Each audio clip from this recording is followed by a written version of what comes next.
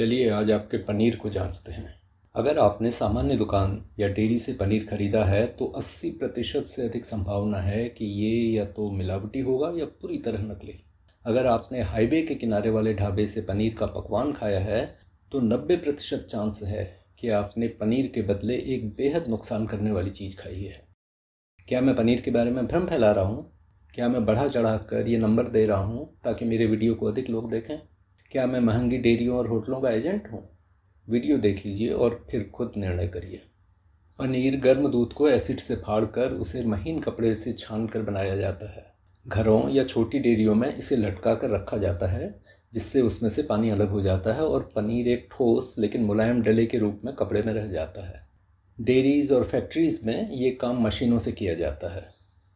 सामान्य पनीर में जो दूध का प्रोटीन होता है वो स्वास्थ्य के लिए अच्छा होता है, ठीक से पच जाता है और स्वादिष्ट भी होता है।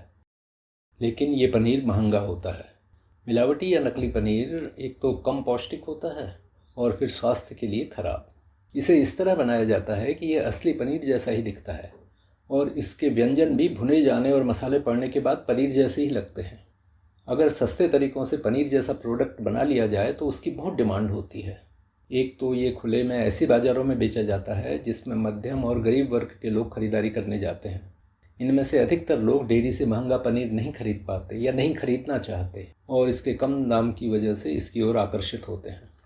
ऐसा पनीर सस्ता होने की वजह से रेस्टोरेंट, स्ट्रीट फूड बेचने वालों, शादियों और पार्टियों में खाना बनाने का ठेका लेने वालों, यहाँ तक कि महंगे होटलों की भी पहली पसंद होती है, क्योंकि इसके इस्तेमाल से पनीर के व्यंजन बनाकर बेचने से मुनाफा बहुत बढ़ जाता है। नकली और मिलावटी पनीर बनाने में इतना सस्ता पड़ता है कि ये मिलावट का धंधा करने वालों, पनीर बेचने वालों और इसके व्यंजन बनाने वालों सबके लिए मुनाफे का सौदा है। पनीर का 100 ग्राम बेचने में किस स्टेज में कितना मुनाफा होता है इससे समझिए।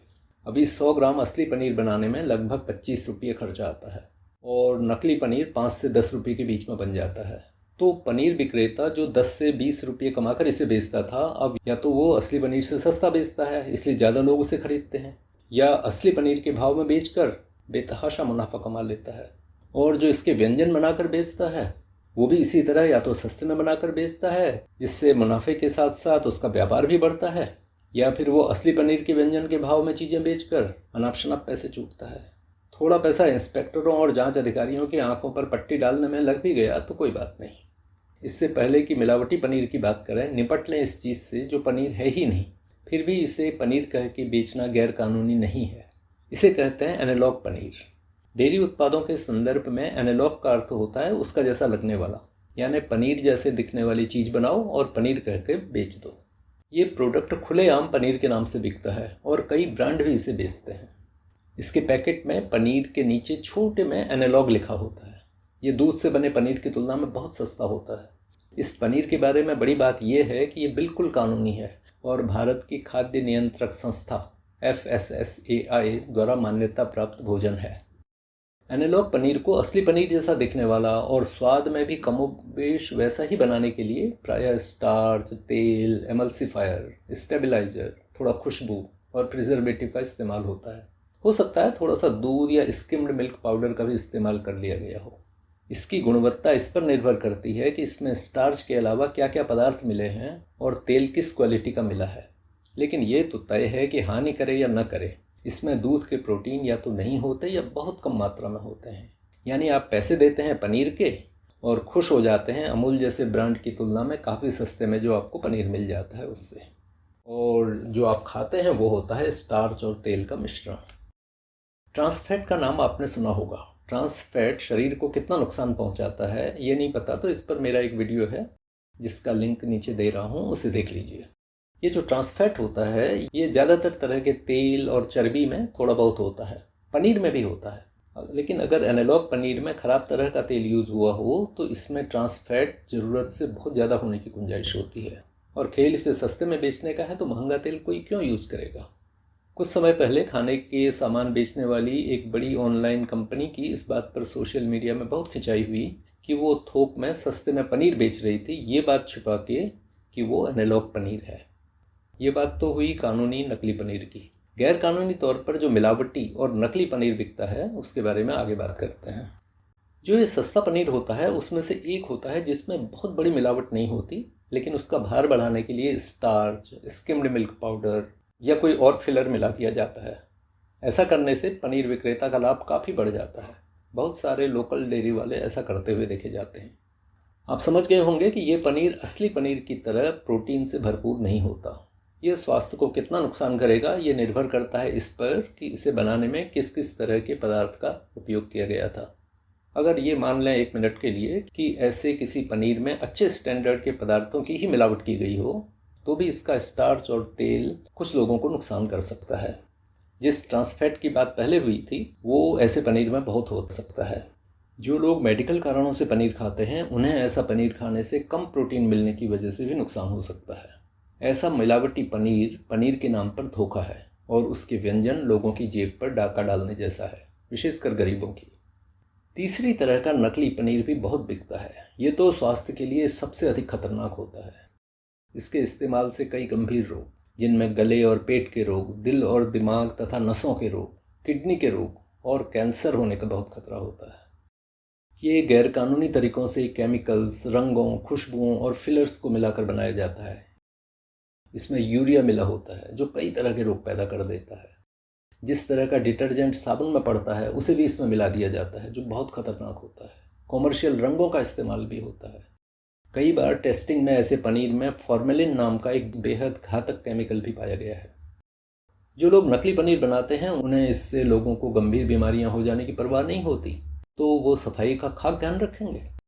जब भी छापे पड़ते हैं तो पता लगता है कि ये नकली और मिलावटी पनीर खुले में, गंदे ड्रमों में, गंदे पानी से, जहाँ मक्खियाँ भिन भिना रही हों, ऐसी जगहों में बनाया जाता है।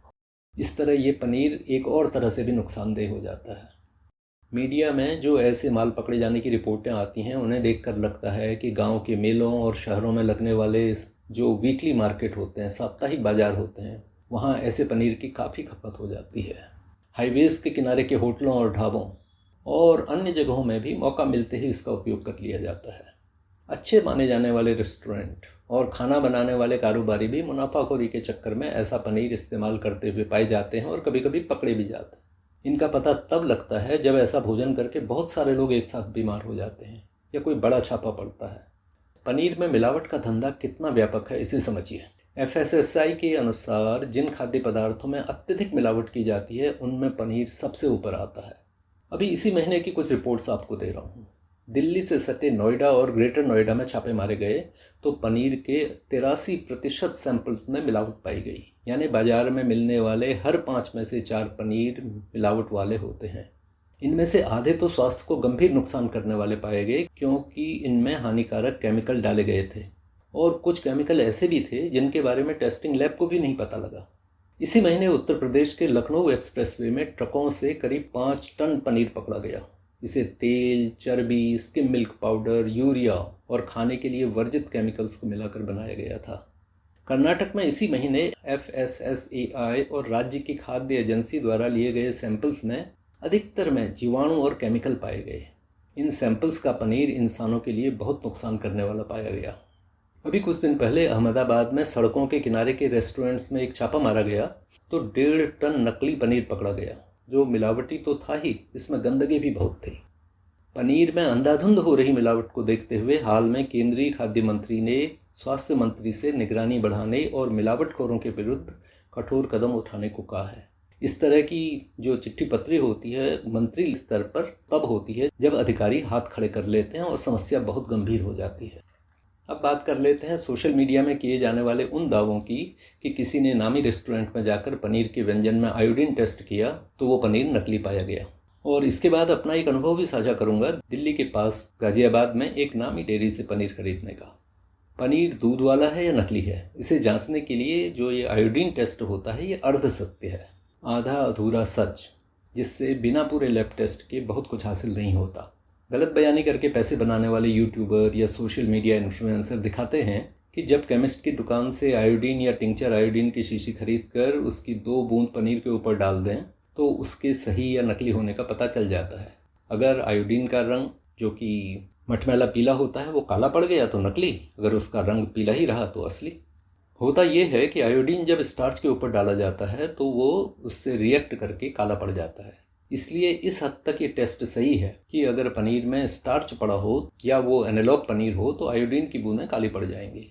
लेकिन बिल्कुल असली पनीर के ऊपर भी स्टार्च या इससे मिलते जुलते प्रिजर्वेटिव की परत लगी हो सकती है, जो पनीर की शेल्फ लाइफ बढ़ाने के लिए यूज़ होती है। पनीर के पकवान का टेस्ट करेंगे और अगर उसे बनाते समय उसके ऊपर मैदे या आटे का लेप लगा हो तो भी आयोडीन काला पड़ जाएगा।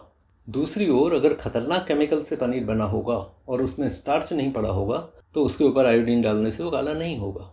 जैसा हमने पहले देखा, सबसे खतरनाक तो यही वाला पनीर होता है। अब मेरा अनुभव सुनिए, जब मैं एक नामी लोकल डेयरी से पनीर खरीदने गया। ये अप्रैल 2025 यानी इसी महीने की बात है और जगह है गाज़ियाबाद की एक मध्यम वर्गीय कॉलोनी। जिनके यहाँ मैं ठहरा था उन्होंने मुझे बताया कि हम अमुक डेयरी से ही दूध, पनीर, दही और घी खरीदते आ रहे हैं क्योंकि इनके प्रोडक्ट्स की 100% गारंटी होती है। मुझे ये भी पता चला कि कॉलोनी के लोग क्वालिटी के नाम पर इस डेयरी से 70 रुपये लीटर के हिसाब से दूध खरीदते हैं, जबकि इस समय अमूल के फुल क्रीम दूध का भाव भी केवल 67 रुपये प्रति लीटर है। इनके यहाँ पनीर मिलता है 200 रुपये किलो के भाव से और 2 किलो से ज़्यादा लेने पर ये इसे 180 रुपये के भाव से दे देते हैं। मैंने पूछ लिया कि इतना सस्ता पनीर कैसे बेच लेते हैं। मुझे बताया गया कि इस इलाके में मिलावटी पनीर बहुत बिकता है और इससे भी सस्ता, इसलिए इस भाव पर बेचना पड़ता है। मतलब आप घाटा उठाकर इसे बेच रहे हैं, यही समझ लीजिए। बस 1 रुपया ही बचता है 250 ग्राम पनीर में। वापस आकर मैंने जो विश्लेषण किया उसे मैं आपके सामने रखता हूँ। जब ये डेयरी अमूल से भी महंगे दाम पर दूध बेच पा रही है तो स्पष्ट है कि यहाँ डेयरी उत्पादों पर पैसा खर्च करने वालों की कमी नहीं है और ऐसे भी लोग होंगे जो अच्छी क्वालिटी के पनीर के लिए अधिक दाम देने में नहीं झिझकेंगे। अभी अप्रैल ख़त्म होने को है, यानी गायें अब दूध कम देने लगी हैं। इसका मतलब हुआ कि ऐसा भी नहीं है कि दूध बहुत पैदा हो रहा है और उसकी खपत नहीं हो रही है तो किसी तरह पनीर बनाकर कम लाभ में ही बेच दो।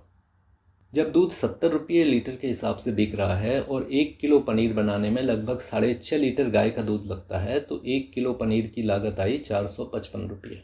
एसिड, बिजली, बर्तनों, कपड़े, इन सब का खर्चा अलग, मेहनत को तो छोड़ दीजिए। और अगर भैंस का दूध हो तो 5-5.5 लीटर दूध से 1 किलो पनीर बन जाता है। फिर भी 1 किलो पनीर की कीमत 350 से कम नहीं आती। अब मान लेते हैं कि शुद्ध दूध की कीमत 50 रुपये से भी कम है और एसिड, गर्म करने आदि का खर्चा पनीर के पानी को बेचकर निकल जाता है, तो भी 220, 230 या 250 रुपये से कम में पनीर नहीं बनेगा। ऐसे में अगर कोई उसे 180 से 200 रुपये में बेचकर फिर भी मुनाफा कमा रहा हो तो आप समझ सकते हैं कि कहीं तो गड़बड़ है। अगर और कुछ नहीं तो पनीर का भार बढ़ाने के लिए किसी तरह का फिलर तो डाला ही गया होगा, वो या स्टार्च होगा या कुछ और। तो कैसे सुनिश्चित करें कि जो पनीर हम खा रहे हैं वो असली है? ये पता लगाना आम आदमी के लिए मुश्किल है। पनीर को दबाकर, सूंघ कर, इसके रंग से, इसको उबाल कर देखने से, इसके स्वाद से या आयोडीन डालकर जितना भी हम अंदाज़ा लगा पाते हैं वो बस अंदाज़ा ही है। हाँ, अगर आप अपने पनीर को केवल स्टार्च के लिए टेस्ट करना चाहते हैं तो पनीर को अन्य वस्तुओं से अलग करके, थोड़ा गर्म करके उस पर आयोडीन टेस्ट आप ज़रूर कर सकते हैं। पनीर में मिलावट और जहर से खुद को बचाए रखने का एक ही तरीका है, वो छिपा है अंग्रेजी के इस मुहावरे में, when in doubt leave it out. यानी जिस बात को लेकर संशय हो उसे छोड़ दें। नामी डेयरी से ही पनीर खरीदें जो पनीर को पैकेट में बेचती हैं FSSAI के प्रमाण के साथ। अमूल और मदर डेयरी या राज्यों की डेयरी का प्रोडक्ट बनाने वाली ऐसी दुकानें भी होती हैं जो उनकी खुद की दुकानें नहीं होती और इन दुकान वालों को अन्य सामान बेचने की अनुमति होती है। ऐसी दुकानें भी खुला पनीर बेचती हैं जो उस डेयरी का नहीं होता। बहुत बार उस अच्छे ब्रांड के नाम का फ़ायदा उठाकर भी खराब प्रोडक्ट बेच दिया जाता है। स्ट्रीट फूड या खोमचे वाले से पनीर के पकवान ना खरीदें। कोशिश करें कि शादी, पार्टी आदि में पनीर के पकवान कम खाएं या इनसे परहेज करें। यही बात मेलों, साप्ताहिक बाज़ारों और सड़क के किनारों के ढाबों पर भी लागू होती है। लोकल डेयरी या पनीर वाले से पनीर खरीदने की मजबूरी हो या उस पर आपको भरोसा हो तो भी हर बार पनीर को मोटे मोटे तौर पर जांचते रहें। आयोडीन टेस्ट से, सूंघ कर, मसल कर, थोड़ा कच्चा पनीर मुंह में डालकर। इस बात पर भी गौर करिए कि पनीर में चूंकि प्रोटीन होती है तो ये बहुत जल्दी ख़राब हो जाता है।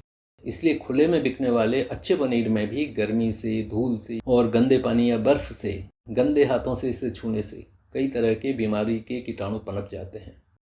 ऐसा नहीं है कि बड़ी डेयरियों जैसे कि अमूल, मदर डेयरी, आनंद, नंदिनी, इनके अलावा या बड़े होटलों के अलावा सब चोर बैठे हैं। फिर भी जैसा पहले बात हुई, सावधान रहने में ही समझदारी है। अगर डेयरी वाले या फूड क्वालिटी एक्सपर्ट इस वीडियो को देख रहे हों और उनके पास सही पनीर को परखने का कोई सटीक जरिया हो तो कृपया नीचे कमेंट करके लिख भेजें। इससे आम लोगों को सही पनीर चुनने और उसे जांचने में मदद मिलेगी। नमस्कार।